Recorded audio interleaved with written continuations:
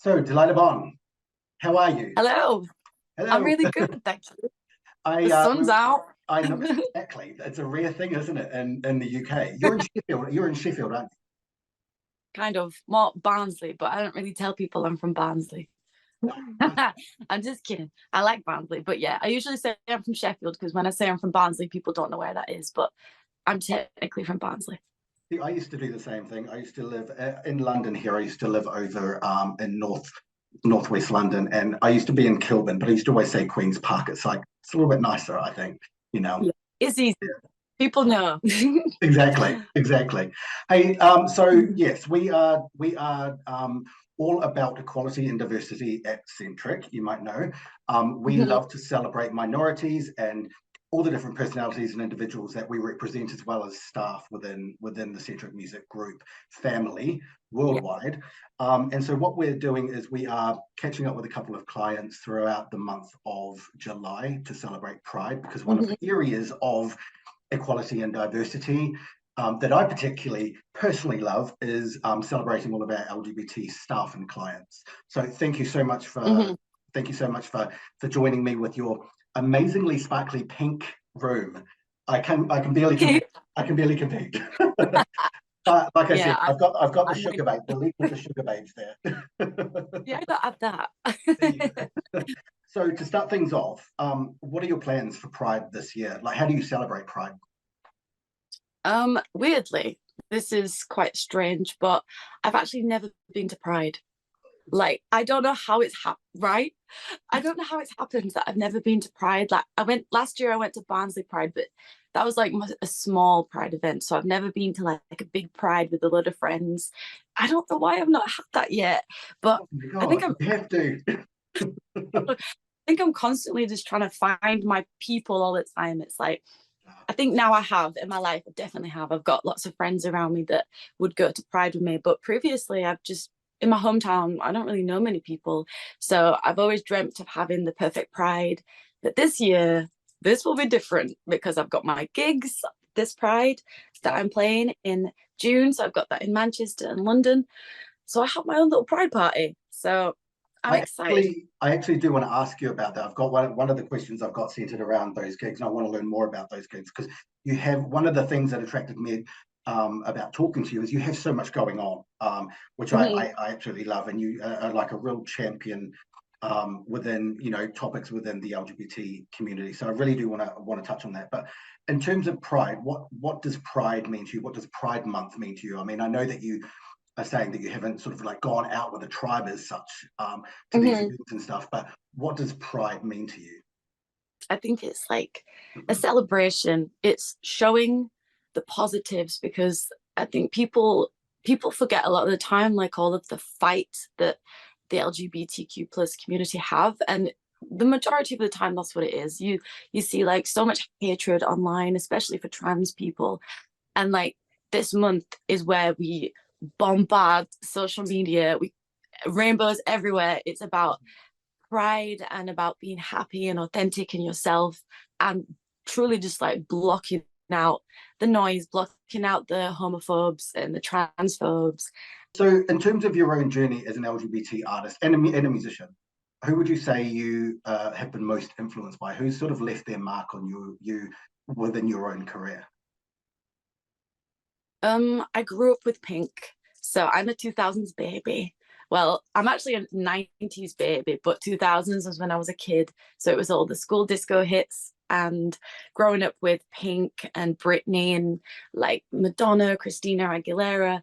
So I grew up in a fabulous era where there was just so much, I don't know, there was so much glitz and glam everywhere. And I used to love Pink. I cut my hair short.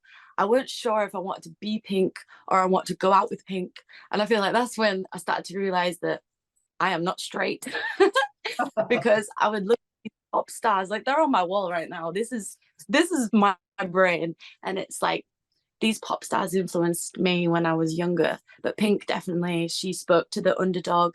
So at school, I didn't have any friends, and like I just struggled to find anyone in my hometown that I connected with. And I always felt a bit of an alien, a bit of a freak. And then Pink just she was just like my voice.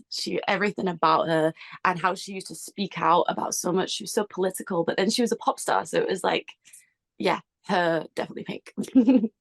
So, in terms of your coming out story, one of the toughest things for anyone in the LGBT community is coming out and being and feeling accepted, finding their tribe, like we were talking about earlier. How was what's your coming out story like? Was it an easy process for you? Did you feel accepted coming out? It was a long process because I think in my head I used to have like a lot of gay people and things like you will hide your feelings and you'll deny your feelings and say it's a phase. Maybe I don't feel like that. Maybe all the girls want to kiss all the other girls. Maybe we're all thinking this. Maybe this is Yeah, normal. I don't know. So I didn't feel the need to come out for a long time. Like when I was a teenager, I had feelings for girls at school, but I always used to think everyone felt like this. And yeah, then I never told my mum about it. I never told my mum and dad. It was always a secret. Like I basically had a girlfriend at school, but no one knew about her. And then when I was about, I think 25, so last year, I that's the first time I've told my mum about the girl at school. So it's all been like kept in. Like I've always like hinted it here and there and said like, oh, I'm definitely bisexual or I definitely like women, but I've never just come out and said I am bisexual. That's what I am until recently.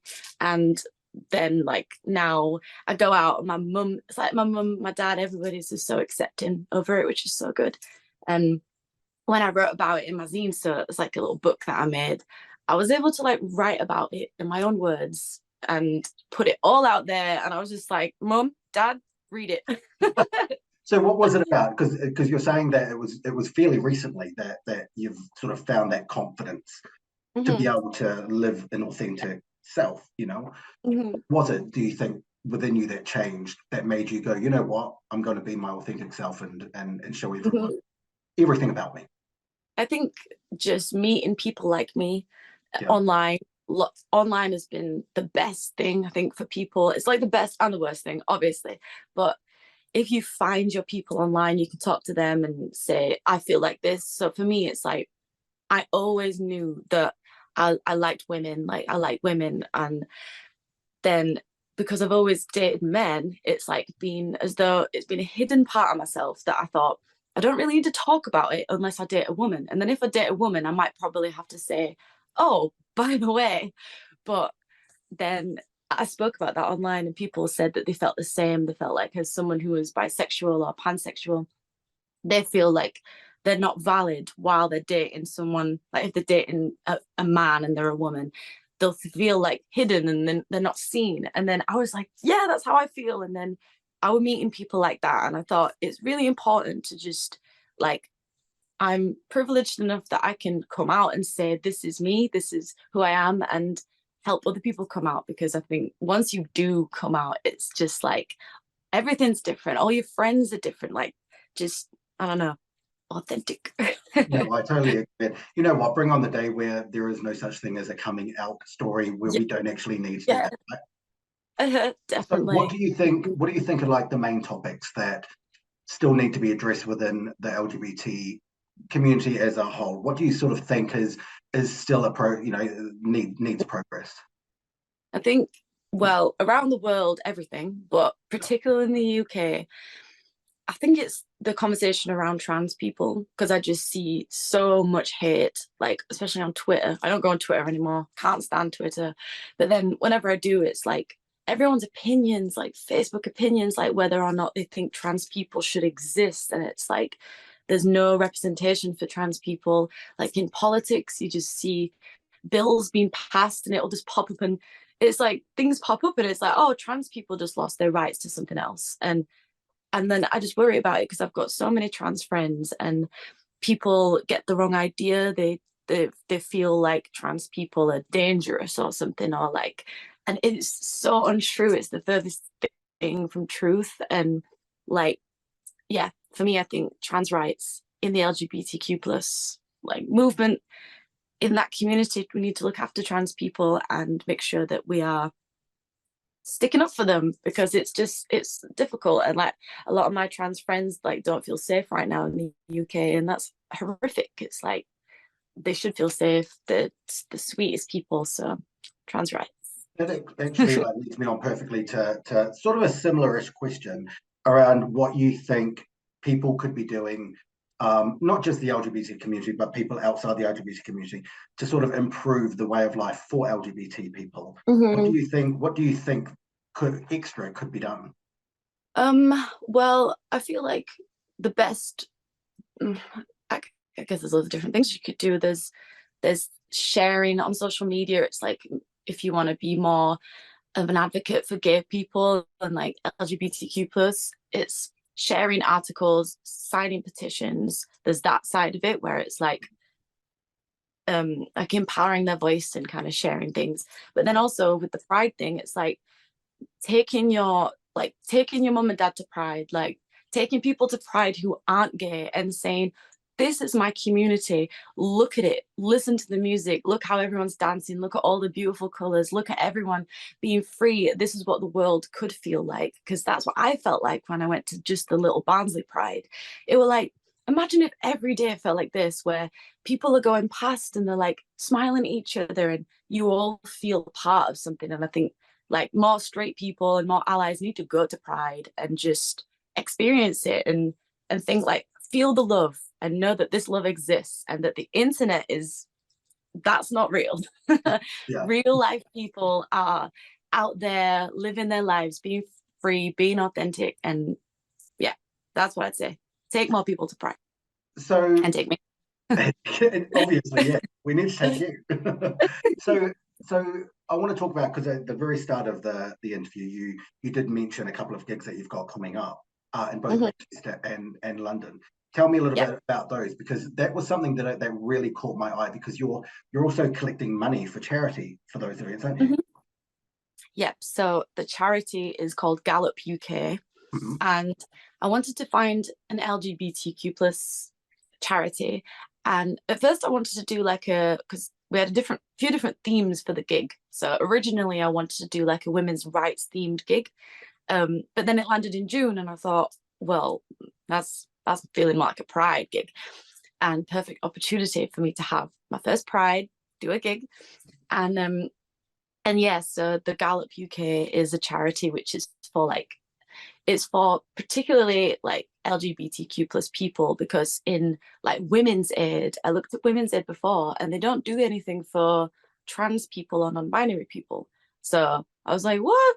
Okay, right, we need to find one that's going to cover like domestic abuse for people in the LGBTQ plus community. And so that's for people that have faced like hate. So anyone that's dealt with hate crimes or abuse, violence of any kind, like they look after you, and there's like you can call people and there's like they look after people that aren't getting looked after, that need that support, and they do representation in court and everything. So I was like, that's it, we're gonna raise money for that charity. And then yeah, the two gigs, they're gonna be great. I've got my bass player, she's called Runa, she's opening the show and it's her first ever gig. And then Golden Axe, she's my DJ, and she's doing like a DJ set with all queer anthems, and then me.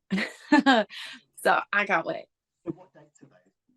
When can people get along to those? What did you say? What are the dates of those?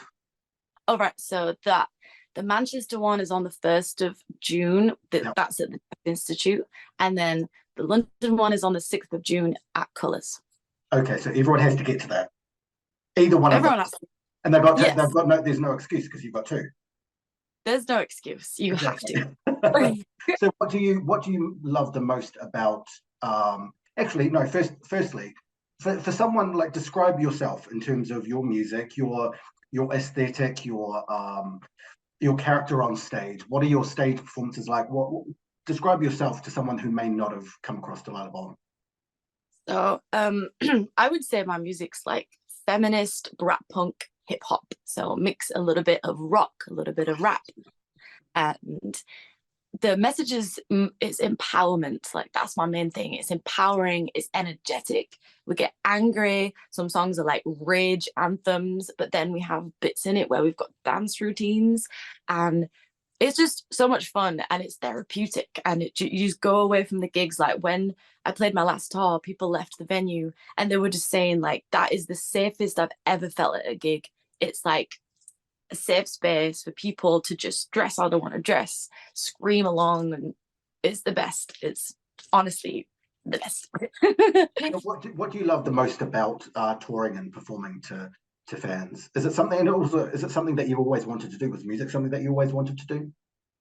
Yeah, always. I think there's the fun of doing the studio. I love doing that because obviously I produce everything myself and I enjoy that part of things. But then when I go to take it to the stage and I see my fans, when I first played my first tour last year, I kept having to remind myself, these people have come to see me. Like, what? I was looking out at all the people screaming and singing along, and it's like, whoa, this is crazy. It just makes it feel so real, and it's like sense of a community. And when, like, for me, growing up without hardly any friends, I had like one friend throughout the entirety of school who would sometimes be my friend and then sometimes not be my friend. And I always used to just be a loner and think I'm a loner for the rest of my life. And then now I look out at my crowd and it's like, whoa, found my people, they're here. And yeah, the gigs, every time I finish a show, it's just the best feeling because I think I've come so far to get to this point, and being on stage, feeling confident, feeling authentically me, it's the best feeling. Has there ever been any moments within your journey so far as an artist where sexuality has been an issue for others? I think it would have been like harder for me if I like, because I've had a boyfriend in the past, people have not known about that. Yeah. So it's only ever been, I think, for a lot of people that are bi or pan, it's like people don't always understand and they think that you're straight. So people have always assumed I've been straight. And I remember in my band Hands Off Gretel, so I'm in a band as well called Hands Off Gretel, and I released a song called Kiss Me Girl. And that was the first time that I'd really kind of said anything about my sexuality in the songs. And I released that and I did a video, and in the music video, I'm kissing a girl. And it was like a big moment for me. And I remember as soon as that video came out, I was reading the comments and it were like people saying that I was queer baiting and that I was pretending to be gay and like that I was sexualizing lesbians and that I weren't a real gay person. And I was reading it like, no, they don't understand. And yeah, and and I've had that a few times, people saying that I'm like pretending to be gay for some reason. And but apart from that, I've not really had anyone say anything to me because I guess when you look at me, it's not obvious, maybe. I don't know. It must feel almost in a way like coming out twice, because in your personal life you're coming out to your family, your friends, and you're wanting to find acceptance there, but then also after that you've got to go through it again with a fan Mm-hmm. base, and you never know, obviously, I'm sure you have a lot of experience with this where you never know um, if you're going to be accepted as an artist because of your sexuality. I mean, was there ever Yeah. any fear with that? Um, I feel like there would have been when I was younger, because when Yeah. I was younger, I used to care a lot about what people thought, and I always used to want it to be liked. But now, with the music I'm making now, and just the way I feel as a person now, it's like if people don't accept me, it's like, well, at least I know now I don't want these people in my life. And then it allows me, like, fans that have had a problem with it, like, I don't think I've ever had anyone say anything about that. Or I can't remember. I'm not sure, but I'm gonna have some new songs coming out that I'm gonna write more about it. So we'll see then. Brilliant. I mean, we actually interviewed, as part of this series as well, James Indigo. And he had the same sort of stance in terms of if people don't accept, then that's absolutely Yeah. fine. It doesn't sort of like affect the people that love the music. Mm. So yeah, I think that's a really courageous sort of stance that you Mm-hmm. and James have. Yeah. So we're talking about new music. What do you have in the pipeline for the rest of the year that people can look out and listen out for? Well, I'm currently I have way too many songs for an album. That's a really good problem. It's a I've really got good problem. it's a good problem. So yeah, I'm kind of narrowing it down now, trying to. Yeah. But I never delete any. I always put them aside and think, okay, they could be singles, but I'm trying to put together an album and a concept right now, and it's coming together really well. So that might be more next year though. But on the lead up to that, I'm going to be releasing new singles. I'm playing festivals. Yeah. I'm playing Glastonbury for the first time. Oh, That's wow, going to be congrats. Mhm. The mother of all festivals. Yeah, the big one. So I'm doing that, and then hopefully I'm gonna get some music videos done because I haven't done any music videos for ages. So I'm gonna try and do some videos and lots of things, just creating the whole time. I can't get enough. Well, we can't wait. And thank you so much. We've covered a lot. Thank you so much for being so open and honest about all of the topics that were spoken about. Yeah. As I mentioned at the start, Sentric music is I would describe it as a melting pot of diversity and inclusion and acceptance. And again, like I said, it doesn't just stay within the walls of Sentric with its staff, but also we love supporting clients of all sort of minorities and backgrounds and personalities. And it's a very personal thing for me as well as a member of the LGBT community to sort of sit down and hear your story as well. So thank you so much, Delilah. Yeah. Oh, thank you. It's been wicked. I've never got to speak about this before. Oh yeah, hey, it's the first. Yay. Yeah, that's the first time. No one ever asked me. Yeah, thank you.